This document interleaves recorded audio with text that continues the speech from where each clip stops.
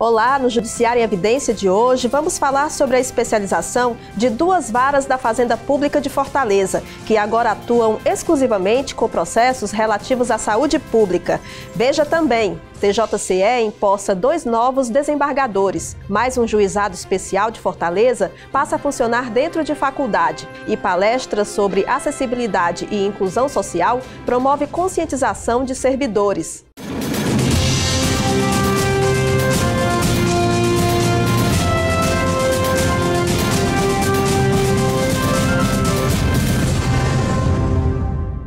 Os juízes Henrique Jorge Holanda Silveira e Marlúcia de Araújo Bezerra tomaram posse como desembargadores do Tribunal de Justiça do Ceará. A cerimônia ocorreu no dia 13 de julho. Magistrados, autoridades, familiares e amigos dos novos desembargadores participaram da cerimônia. O coral do Poder Judiciário entoou o hino nacional e o hino do Poder Judiciário. O desembargador Fernando Ximenes fez o discurso de saudação. Ele destacou a experiência e dedicação dos magistrados. São juízes muito íntegros, muito estudiosos, comprometidos com a garantia dos direitos humanos, dos direitos fundamentais.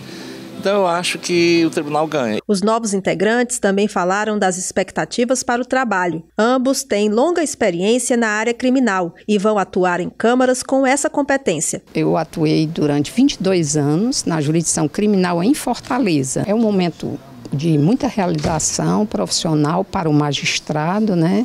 Depois de 34 anos, chegar ao ápice da carreira, e agora fui promovida para ocupar o cargo de desembargadora na 2ª Câmara Criminal. É um sonho que eu já tenho 25 anos de magistrado, ingressei em 1993, passando por várias comarcas do interior, chegamos na capital e agora é um coroamento, seguindo ao elevado cargo de desembargador do Tribunal de Justiça do Estado do Ceará. A solenidade de posse ocorreu no Palácio da Justiça e foi conduzida pelo chefe do Judiciário Estadual, desembargador Gleidson Pontes. Eles originariamente eram juízes de varas criminais. Por isso eu acredito que agora, recomposta a turma, a Câmara Criminal, ela vai produzir com mais qualidade, até porque eles são específicos, magistrados de áreas criminais. Os magistrados foram escolhidos durante sessão do Pleno em 28 de junho. Então, titular da Vara de Audiências de Custódia de Fortaleza, Marlúcia Bezerra foi eleita pelo critério de antiguidade. Henrique Holanda, que era titular da 2ª Vara do Júri do Fórum Clóvis Bevilacqua, foi escolhido por merecimento, concorrendo com 12 juízes. Autoridades também destacaram as qualidades dos magistrados. Eu tive a honra de trabalhar por um breve período com ambos e sou testemunha da coragem dos dois, das decisões firmes e da honestidade e da competência de ambos. Portanto, o Poder Judiciário do Estado do Ceará está de parabéns, mas mais do que o Poder Judiciário, o povo cearense. Para nós do Executivo é um momento de felicidade conjunta, né? Porque a gente vê o nosso judiciário adquirindo, no nível do Tribunal de Justiça, mais 2 exemplos de magistrados, pessoas que já vinham prestando relevantes serviços à sociedade cearense. Pessoas, acima de tudo, éticas, probas, competentes, que vão engrandecer essa corte. Tenho o privilégio de conhecê-los, sei do trabalho e, mais uma vez, reafirmo. É muito gratificante termos aqui no corpo do tribunal pessoas tão vocacionadas com o espírito público quanto esses 2 desembargadores. Os 2 novos membros do Poder Judiciário que tomam posse hoje têm uma larga história de compromisso com a sociedade, de atuação junto a uma magistratura responsável e principalmente muitos serviços prestados na área da atuação criminal. A doutora Marlúcia foi uma desbravadora das audiências de custódia, doutor Henrique sempre muito firme junto às varas do júri, e eu acho que o Tribunal de Justiça ganha 2 profissionais que conhecem o dia a dia do fórum, conhecem a realidade das pessoas que procuram o Poder Judiciário e têm um grande compromisso social com a efetivação de direitos. O 22º Juizado Especial Cível de Fortaleza está funcionando em novo endereço desde o dia 11 de julho. A inauguração ocorreu na Faculdade Ari de Sá, no centro da cidade. A unidade está instalada no Núcleo de Prática Jurídica da faculdade, situado na Rua Gonçalves Ledo, 1240. Segundo o convênio, firmado em 14 de maio, a faculdade cedeu o prédio imobiliário necessário ao funcionamento do juizado, além de disponibilizar estagiários do curso de Direito. Nós estamos oferecendo um serviço à sociedade, né? É uma obrigação nossa, né, exercer um pouco de cidadania e, ao mesmo tempo, os nossos alunos estão ganhando muito, a faculdade ganha muito, porque não é bom só estudar o que tem nos livros, não é bom só estudar o que o professor diz, é bom a vivência prática. Ele trará aqui o acesso fácil, rápido, direto da população dessa região para cá e vai possibilitar a justiça, vai possibilitar também a questão da mediação entre a população. A unidade conta com gabinete da juíza e espaço para a Defensoria Pública e OAB, sala de audiências de conciliação, secretaria e balcão de atendimento. A Faculdade Ari de Sá nos prestigiou bastante com a estrutura que nós recebemos. Eu posso dizer hoje que o meu juizado, a 22ª, é o melhor juizado de Fortaleza em sede de estrutura. Nós temos estruturas amplas, prédios, iluminação, cabeamento. Estamos aqui de portas abertas para receber os jurisdicionados da melhor forma possível. Participaram da solenidade de inauguração o presidente do TJCE, desembargador Gleidson Pontes, o coordenador do Sistema de Juizados Especiais, desembargador Mário Teófilo Neto, a vice-diretora do Fórum de Fortaleza e coordenadora dos juizados da capital, juíza Josiana Serpa, representantes da Defensoria Pública, da Procuradoria do Estado e da Faculdade Ari de Sá. O chefe do Judiciário ressaltou que a mudança faz parte da política de aproximação com a sociedade. Trazer os juizados para um ambiente melhor do que você tinha antes, prestando um serviço de qualidade, com profissionais habilitados, em ambiente mais próximo da sociedade. O centro da cidade ele tem exatamente esse caminho de facilitar o acesso das pessoas à justiça. Segundo a juíza Josiana Serpa, a Justiça Estadual já possui 7 juizados funcionando dentro de faculdades na capital. Hoje nós contamos com essa inauguração hoje da 22ª da instalação na Faculdade Ari de Sá, com a 7ª unidade em parceria com convênios em faculdade dentro da capital. Mas nós vamos inaugurar mais uma ainda nesse mês, que vai ser a 11ª unidade junto com a FAES-FAFOR, e também no estado, no restante do estado, nós temos 3 no interior, uma em Sobral e 2 no Juazeiro, e também para a comarca de Caucaia. O 22º Juizado Cível atende a demandas de até 40 salários mínimos de partes que estão situadas nos bairros Centro, Aldeota e Meireles. O atendimento é de segunda a sexta-feira, das 8 às 18 horas. De fato, representa um grande ganho para o meio acadêmico, a instituição educacional, que passa a contar com um grande laboratório, né, para seus alunos. Por parte deste poder também, representa um ganho muito grande, um salto de qualidade, porque o Poder Judiciário tem mais uma oportunidade de contar com a participação de um importante segmento social, que é a instituição educacional, para a melhoria da prestação jurisdicional. E com isso o Judiciário se abre, se mostra mais transparente. Tão importante quanto a celeridade, a informalidade do juizado, ao nosso entender, a efetividade da justiça. E tendo o juizado como uma expressão maior da democratização do acesso à justiça, se torna importante esse processo de descentralização e faz com que mais assistidos ou jurisdicionais participem desse processo de buscar o exercício do seu direito perante os órgãos competentes. Vamos para um breve intervalo e daqui a pouco falamos sobre a especialização de 2 varas da Fazenda Pública para acelerar processos de saúde.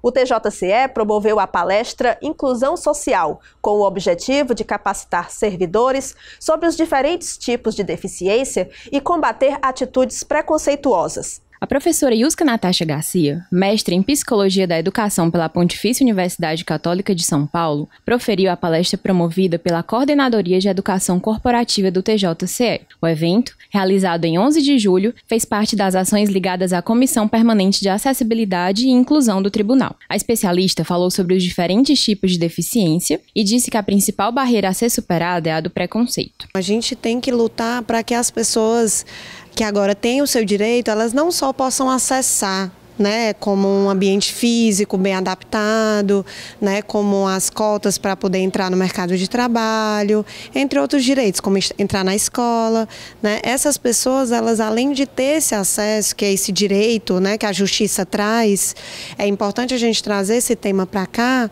porque as pessoas precisam ser mais empáticas, elas precisam ser mais sensíveis à diferença. Houve dinâmica em grupo sobre não rotular as pessoas pela deficiência ou fazer juízo de caráter. Este servidor falou da experiência. É de extrema importância, né, para a gente cada vez mais esclarecer a sociedade a respeito da necessidade da inclusão social, né, a respeito da necessidade do desfazimento de preconceitos, né, de rótulos que a gente muitas vezes coloca de maneira completamente inadequada. O tribunal possui plano de acessibilidade, que visa garantir o acesso de pessoas com deficiência aos serviços da Justiça. Algumas ações incluem a realização de curso de língua brasileira de sinais, capacitação dos servidores que atuam no atendimento do público externo e visita à Universidade Federal do Ceará, para conhecer sistemas adaptados aos deficientes. O Tribunal de Justiça do Ceará aprovou no final de junho resolução que especializa a 9ª e a 15ª Varas da Fazenda Pública de Fortaleza para atuarem apenas em processos envolvendo saúde pública. Para dar mais detalhes, eu converso com os juízes Joriza Magalhães e Emílio Viana, que atuam nessas duas unidades. Sejam bem-vindos. Obrigado. Doutora Joriza, quantos processos envolvendo saúde tramitam atualmente nas varas da Fazenda Pública da capital? Nas varas comuns da Fazenda Pública tramitam em torno de 2.500 processos. Agora, esse número não é absolutamente preciso, porque alguns processos foram cadastrados com assuntos diversos, como obrigação de fazer, liminar, tutela antecipada, e nós só vamos ter um número preciso ao encerrar a redistribuição. Doutora Joriza, qual o cronograma de redistribuição desses processos? O Tribunal de Justiça, através de resolução, fixou o prazo de 30 dias para se encerrar essa redistribuição, contado da instrução normativa, que foi 5 de julho. Então, em tese, teríamos até 5 de agosto. A diretoria do fórum estabeleceu o cronograma e, nesse cronograma, de 9 a 13, as varas, a 9ª e a 15ª, prepararam os processos a serem redistribuídos, encaminharam a redistribuição, e as demais varas de competência residual vão ter de 18 a 27 de julho para fazer também esse trabalho, selecionar os processos afetos ao tema saúde pública para ser redistribuído. Então, eu acredito que até o final deste mês de julho,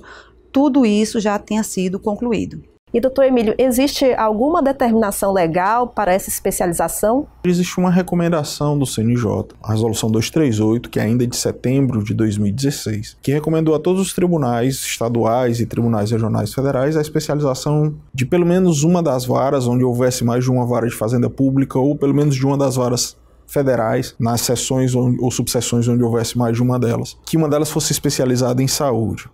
Essa resolução, conquanto antiga, ela não foi prontamente cumprida pela imensa maioria dos tribunais. Muito mais recentemente, o CNJ voltou a cobrar o cumprimento dessa resolução. E aí houve a deliberação da presidência do Tribunal de Justiça do Ceará de realizar estudos e viabilizar a especialização de varas, no caso de 2 varas, da 9ª e da 15ª Varas da Fazenda em saúde pública. Então pode-se dizer que o Ceará é um dos pioneiros nesse assunto? Alguns poucos tribunais estaduais fizeram antes, como o Tribunal do Rio Grande do Sul, por exemplo, mas de uma maneira geral, ainda há muitos tribunais que não implementaram aquilo que foi imposto pela Resolução 238. E o Ceará, portanto, por deliberação da sua presidência, mais uma vez se coloca ao lado das determinações do CNJ e cumpre o que foi determinado. Doutora Joriza, quais as vantagens dessa competência privativa? Primeiramente, uma prioridade total, esse tipo de processo. A possibilidade de se ter decisões mais técnicas, mais precisas sobre o assunto. Porque se o juiz, né, e toda a equipe está especializada, tem mais tempo para estudar, então realmente a qualidade das decisões se sobrepõe. Quando você especializa qualquer atividade, como a Joriza colocou, você estimula um aprimoramento técnico daqueles que vão decidir. E na área da saúde, isso é, na minha perspectiva, ainda muito mais relevante. Permite que as decisões sejam tomadas muito menos com critérios não exatamente técnicos, ou por pena, ou seja lá por que for. E permite, por outro lado, que o judiciário não seja, como já foi em algumas oportunidades, e como a academia tem colocado, utilizado para finalidades não exatamente nobres, para fornecimento de medicamentos excessivamente caros, quando há outros de qualidade idêntica e muito mais baratos, enfim. Porque às vezes a população tem que entender que uma decisão como essa pode onerar o Estado e ele deixa de investir em outras áreas, né, como educação. Ou na própria saúde. Deixa de vamos dizer, estender um direito, vamos dizer, universalizar o direito à saúde. Porque fica impactado, às vezes, por uma decisão que favorece apenas um indivíduo. Doutor Emílio, foram feitos estudos para definir quais varas seriam especializadas? A assessoria da presidência e da vice-presidência, os juízes que lá trabalham, foram demandados pelo desembargador Gleidson, junto com a CEPLAG, para que discutissem e desenhassem um modelo de viabilização de cumprimento da Resolução 238 do CNJ. E aí vários critérios foram observados. Primeiro, havia uma escolha estratégica do presidente, da presidência, que era de que não era razoável que as demandas de saúde fossem concentradas em uma única vara. Havia vários problemas com relação a essa concentração, desde a sobrecarga emocional para o juiz ou para a juíza que eventualmente esteja incumbido de julgar demandas dessa natureza, até a identificação adequada do volume de processos que nós teríamos. Portanto, a primeira deliberação foi a de escolher que seriam 2 varas. E aí, de uma forma democrática, o presidente reuniu os 11 juízes da Fazenda, possibilitou a escolher quem iria para lá, mas com algumas premissas. Como haveria a necessidade de redistribuir o acervo daquelas varas cuja competência foi transformada, tinham prioridade para a transformação aquelas varas de menor acervo. A Joriza tinha o segundo menor acervo, a minha vara ficava no meio do caminho. Acabaram sendo escolhidas democraticamente essas 2 varas, o que permitiu que os acervos delas, somados, que vão ser redistribuídos, não onerassem substancialmente as demais varas. Isso gera em torno de 4.000 processos que serão redistribuídos para as outras 9 varas e, ao mesmo tempo, isso não impacta muito significativamente a demanda mensal de cada uma das varas. Vamos para um breve intervalo e daqui a pouco continuamos a falar sobre a especialização de 2 varas da Fazenda em processos de saúde.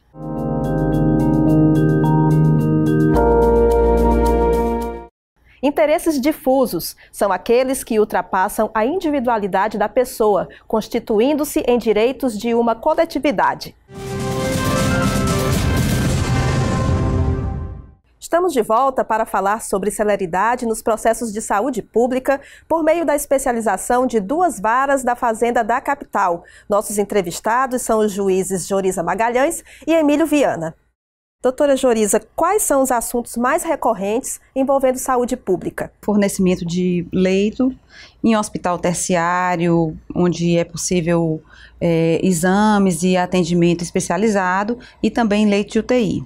Mas temos também uma demanda grande para fornecimento de medicação, realização de cirurgias. Doutor Emílio, existem assuntos de saúde relacionados ao Estado ou município que não são de competência das áreas da Fazenda Pública? A lei que criou os juizados da Fazenda Pública, ela estabelece uma regra de competência absoluta. Demandas cujo valor não excede 60 salários mínimos necessariamente tramitam perante os juizados. Nós temos hoje ainda uma quantidade bastante significativa de demandas que envolvem a efetivação do direito à saúde, mas que não excedem esse limite de 60 salários. Portanto, tramitavam e continuarão tramitando perante as unidades dos juizados especiais. Essas demandas não vão para a 9ª e para a 15ª varas. As demandas cujo valor da causa excede os 60 salários, a ideia é essa, todas elas deverão tramitar perante as varas agora especializadas. É óbvio que a gente não pode esquecer que a gente está falando aqui só de saúde pública. Existem demandas que envolvem saúde suplementar, que envolvem planos de saúde, por exemplo. Essas demandas nunca foram de competência da Vara da Fazenda, tramitam em varas cíveis. Nós tivemos ainda há pouco, aqui no âmbito do Tribunal de Justiça do Ceará, uma discussão sobre a competência para a efetivação do direito à saúde quando o requerente for menor de idade. Se essas demandas tramitariam nas varas da Fazenda ou em varas da infância, por exemplo. Mas o tribunal haverá de pacificar o entendimento, se é infância ou se é fazenda. A gente não pode esquecer que a competência das varas do interior, em demandas eventualmente movidas contra o Estado do Ceará, elas tramitavam nas comarcas do interior e lá permanecem. O que foram especializadas foram apenas as varas de Fortaleza e, portanto, as demandas que aqui tramitam é que haverão de ser agora destinadas à 9ª e à 15ª. Então, se o cidadão ele reside numa outra comarca e tem uma ação contra o Estado, tramita na comarca e não na vara da Fazenda. Doutora Joriza, o NAT, Núcleo de Apoio Técnico, foi instalado em 2016 para auxiliar juízes nas decisões envolvendo processos de saúde. Esse trabalho já vem dando resultados? Sim, é uma experiência bem exitosa. Nós, eventualmente, principalmente na questão de medicamentos, nós solicitamos pareceres técnicos, notas técnicas, e os médicos do NAT, eles elaboram. E esse trabalho que é feito, ele realmente serve para pautar, fundamentar as nossas decisões, né? Então, muitos desses pareceres já estão também disponibilizados no site. Por enquanto, quem usa são os juízes da Fazenda, da capital. Mas, assim, o objetivo é estender esse atendimento do NAT aos juízes também do interior. Qualquer decisão é baseada na medicina por evidência científica. Então, assim, efetivamente é um suporte muito importante nessa área. Agora eu pergunto aos dois, quais os maiores desafios da Justiça na resolução de conflitos envolvendo saúde pública? O primeiro é a agilidade. Tem que ser uma decisão rápida para poder ser efetivo. Essa urgência, essa premência não pode deixar que o juiz se atente às regras processuais. O juiz tem que examinar a inicial, se a inicial preenche todos aqueles requisitos, mas às vezes a inicial está perfeita, mas aí você também tem que olhar a documentação que instrui. Não se pode deixar de ter em vista que o ônus de provar todos aqueles fatos alegados, né, que constitui o direito alegado, é da parte. Então, assim, tem que estar com exames médicos, com relatórios médicos circunstanciados, discriminando bem direitinho qual é a doença, qual é o tratamento que está sendo indicado, o porquê daquele tratamento, quais as consequências de não ser disponibilizado. O juiz tem que ter isso em vista, tem que se basear em parâmetros muito racionais para examinar a questão, inclusive averiguar a hipossuficiência autoral. O juiz jamais pode se tornar um Robin Hood às avessas, que é o quê? Tirar do pobre para dar para o rico. Então, assim, no meu entendimento, eu penso que o entendimento dele também, essa hipossuficiência é o quê? A parte tem que demonstrar que ela ou seus familiares não têm condição de prover aquela prestação que está sendo solicitada. E também a escolha técnica da administração. Se a administração já através de estudos, tem um medicamento, ou uma cirurgia, ou um tratamento específico para uma doença X, por que está sendo, vamos dizer, prescrito um outro?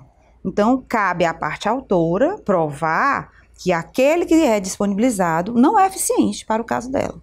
Então, assim, todos esses cuidados, a opção mais econômica, tem 2 opções ou 3 opções, qual é a mais econômica? Todos esses critérios têm que ser observados e esse é o grande desafio diante daquela urgência, mas ter esse cuidado de examinar todos esses detalhes para proferir uma decisão mais técnica e razoável possível.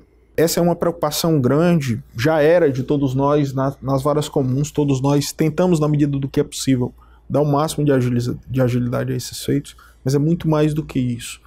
E me parece que é nisso que a Joriza tentou tocar. É preciso a gente se preocupar com qualificação das decisões, na verdade com qualificação dos processos decisórios e das decisões.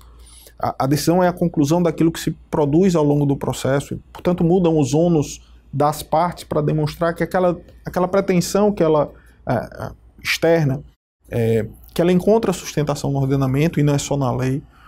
Existem hoje protocolos clínicos de todas as ordens que precisam ser observados. Eu vou tomar como referência os leitos de UTI. Existem protocolos clínicos estabelecendo quais são os critérios para que alguém possa almejar legitimamente um leito de UTI.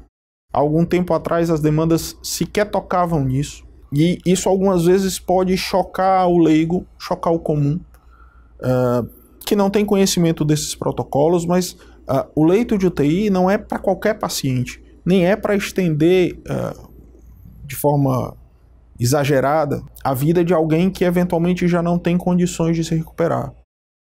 Qualquer decisão judicial que envolva ou a concessão de leito de UTI ou a realização de uma cirurgia de uma maneira mais imediata ou a dispensação de um medicamento, ela não pode ignorar os critérios que são fixados pela administração pública e pelos protocolos clínicos. Isso nem de longe quer significar que o juiz possa ser ou precise se tornar refém das decisões da administração.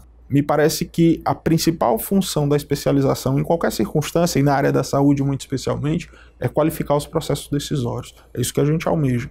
Isso envolve não apenas os processos individuais, que é aqueles com os quais a gente trabalha mais corriqueiramente, mas eu imagino, e aqui é uma mera suposição, mas é isso que eu imagino que vai acontecer, na hora em que nós tivermos a especialização das varas, na hora em que nós tivermos critérios mais objetivos de decisão, e é isso que provavelmente vai acontecer, existe uma potencialidade maior de que essas demandas sejam tratadas de forma coletiva, por ações coletivas, e não mais individualmente, o que permitirá a administração funcionar melhor. Tomara que assim seja.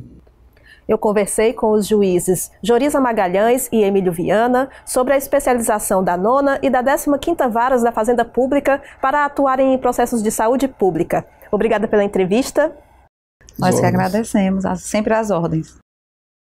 O Judiciário em Evidência fica por aqui. Confira outras notícias em tjce.jus.br.